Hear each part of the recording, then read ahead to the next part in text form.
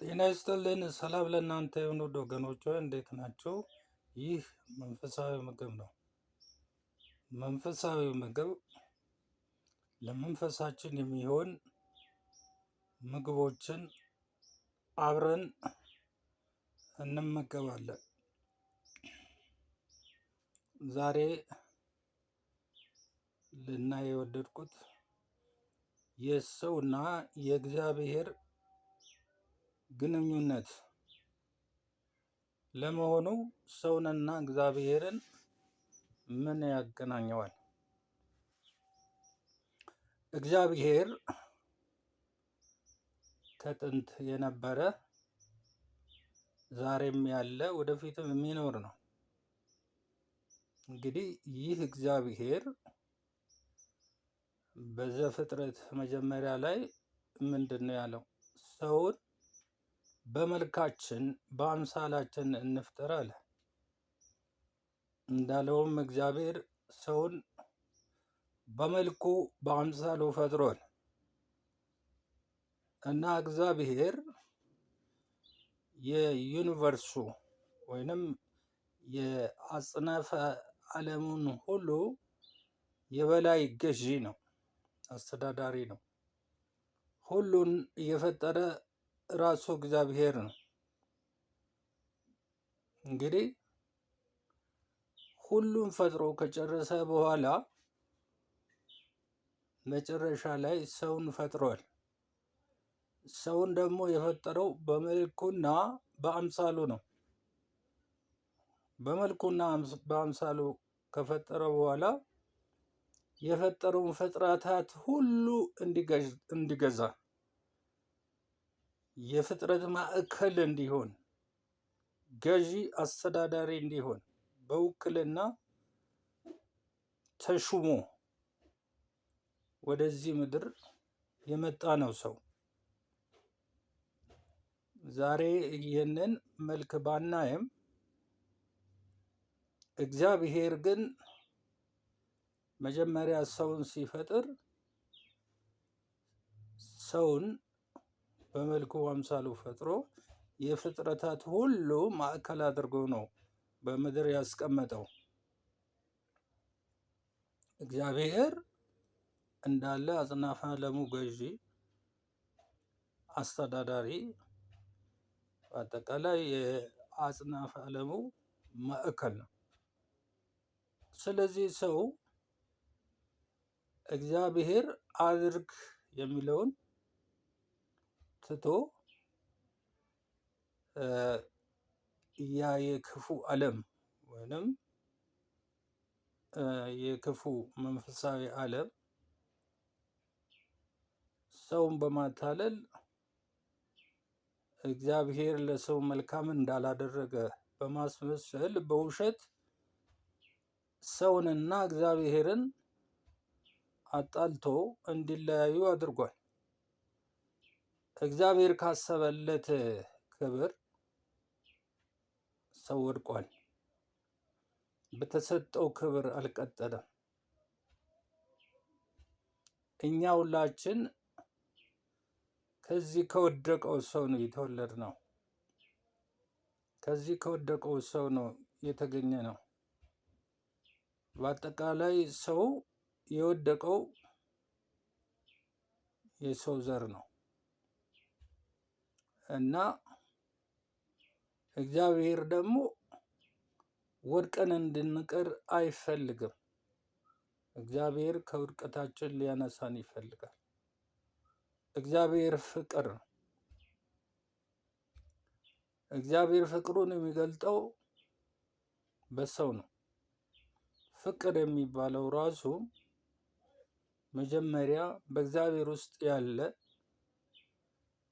ሰውም ደግሞ በእግዚአብሔር መልክና አምሳል ስለተፈጠረ ፍቅር እግዚአብሔር ውስጥ ባይኖር ኖሮ በሰው ልጅ ውስጥም ፍቅር አይኖርም። ምንም እንኳን ከወደቀ በኋላ ሰው ጥላቻንም ጨምሮ በውስጡ ቢኖረውም የመጀመሪያው ውበቱ የእግዚአብሔር መልክ ስለነበረ እግዚአብሔር ፍቅር ነው። ሰውም ፍቅር ነበረ። ከውድቀት በኋላ ጥላቻ ተጨምሯል። ይሄ ጥላቻ እንዲመጣ ያደረገው የእግዚአብሔር ጠላት የሆነው ዲያብሎስ ሰይጣን፣ የእኛም ጠላት የሆነው ሰይጣን ጥላቻን አምጥቷል። በሰው ልጅ ላይ መከራ መጥቷል። የዓለም ውበቷ ጠፍቷል። ስለዚህ ውድ ወገኖቼ እግዚአብሔር አማራጭ መንገድ ሰዎችን መልሶ ከራሱ ጋር የሚያስታርቅበትን መንገድ አዘጋጅቷል። ልጁን ኢየሱስ ክርስቶስን ወደ ምድር ልኳል። ኢየሱስ ክርስቶስ ወደ ምድር መጥቶ 33 ዓመት ተኩል ኖሯል።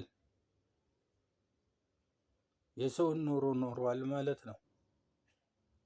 ከዛ ልጁ ኢየሱስ ክርስቶስ የኛ ጌታ ለሰው ልጅ ኃጢአት ሞቷል። ሞቶም ደግሞ ተቀብሯል። ሞቶ አልቀረም፣ ተነስቷል። የምስራች ኢየሱስ ተነስቷል። የሞተው ለሰው ልጅ ነው፣ የተነሳውም ለሰው ልጅ ነው። እንግዲህ እግዚአብሔር ከሰው ልጅ ጋር እርቅን ስለሚፈልግ እርቅን ለማድረግ አንድያ ልጁን ኢየሱስ ክርስቶስን ለኛ በደል ኃጢአት አሳልፎ ሰጥቷል። ስለዚህ ዛሬ እኛ ከእግዚአብሔር ጋር ያለን ግንኙነት ምን አይነት ግንኙነት ነው? ከፍቅር አምላክ ጋር በፍቅር ተገናኝተን እየኖርን ነው ወይስ ከዚህ ፍቅር አምላክ ሳንገናኝ እንዲሁ ቆይተናል? ከዚህ የፍቅር አምላክ ጋር እየተገናኛችሁ ደስ ይበላችሁ፣ ጥሩ ውሳኔ አድርጋችኋል። ከዚህ የፍቅር አምላክ ጋር ያልተገናኛችሁ የምንገናኝበት መንገድ ሌላ የለም። ከፍቅር አምላክ ጋር የምንገናኘው ለኛ ስል ራሱን መስዋዕት ያደረገው ልጁ ኢየሱስ ክርስቶስ በመስቀል ላይ ደሙ ስለፈሰሰ፣ ያ በመስቀል ላይ የፈሰሰው ደሙ ለኃጢአታችን ስርየት ነው። ኃጢአታችንን ለማጠብ ነው። ምንድነው ኃጢአቱ? በእኛና በእግዚአብሔር መካከል ያለው ጸብ ነው። በእግዚአብሔር ላይም ማመፅ ኃጢአት ነው። ከዚህ የበለጠ ኃጢአት የለም። የተለያየ የራሳችንን ማጣት ከዘር የሚተላለፈውን ኃጢአት ሁሉ የሚያስወግድ የኢየሱስ ክርስቶስ ደም ነው። ስለዚህ በእግዚአብሔር ልጅ በኢየሱስ ክርስቶስ እመኑ። ያላመናችሁ እመኑና ከእግዚአብሔር ጋር ታረቁ፣ ጽድቅን ታገኛላችሁ፣ የእግዚአብሔር ልጆች ተብላችሁ ትጠራላችሁ። ስለዚህ እግዚአብሔር የወሰነውን ውሳኔ እሺ ብሎ መቀበል፣ እግዚአብሔር ይህንን ሁሉ ዋጋ የከፈለው ለእኛ ነው፣ የፍቅር አምላክ ስለሆነ ማለት ነው። ስለዚህ ውድ ወገኖች ሆይ እግዚአብሔርን እንግዲህ ታረቁት። ያልታረቃችሁ የታረቃችሁት እግዚአብሔር ይባርካችሁ። ያልታረቃችሁም ደግሞ ኑ ተባረኩ። ጌታ ኢየሱስን እመኑ። የዘላለምን ሕይወት ታገኛላችሁ። በዚህ ምድርም ጌታ ኢየሱስ ድጋፍ ይሆናል፣ ምርኩዝ ይሆናል፣ ያግዛል።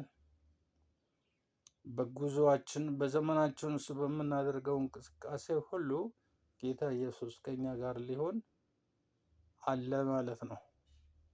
ስለዚህ ተባረኩ። በዚህ ጊዜ በዚህ ሰዓት ይህን ቪዲዮ ለእናንተ እንዲደርስ